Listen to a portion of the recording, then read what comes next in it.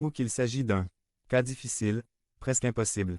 Il s'agit peut-être de votre conjoint, de vos parents, d'un de vos enfants, d'un collègue d'école ou de travail, d'un voisin, d'un patron ou d'un employé.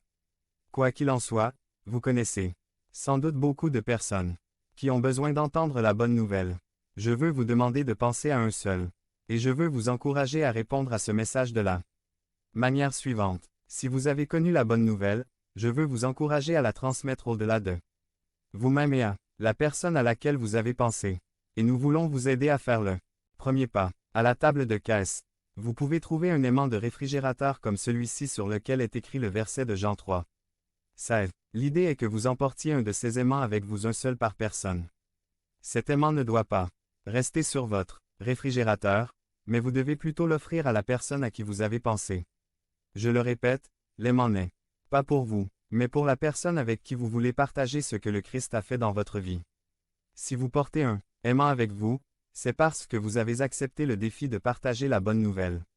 Devenez membre de la chaîne et aidez-nous à propager la parole de Dieu dans le monde entier. Dimanche 17 mars 2024. Si vous croyez en la puissance de Dieu, commentaire 11. Peut-être que de cette façon, l'occasion s'ouvrira pour parler de questions spirituelles qui mèneront à une présentation de la bonne nouvelle.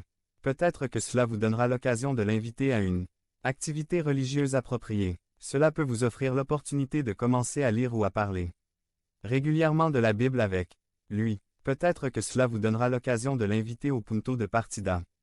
Bref, nous voulons vous aider à faire un premier pas intentionnel pour partager la bonne nouvelle qui ne peut pas rester silencieux. Je vous encourage à prendre cet aimant et à l'offrir à quelqu'un qui a besoin d'entendre la bonne nouvelle.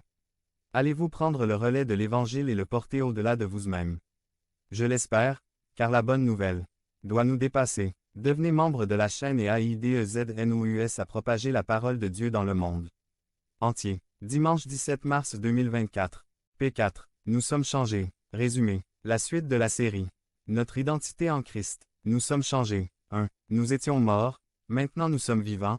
2. Nous vivions dans la mort, mais maintenant nous sommes ressuscités.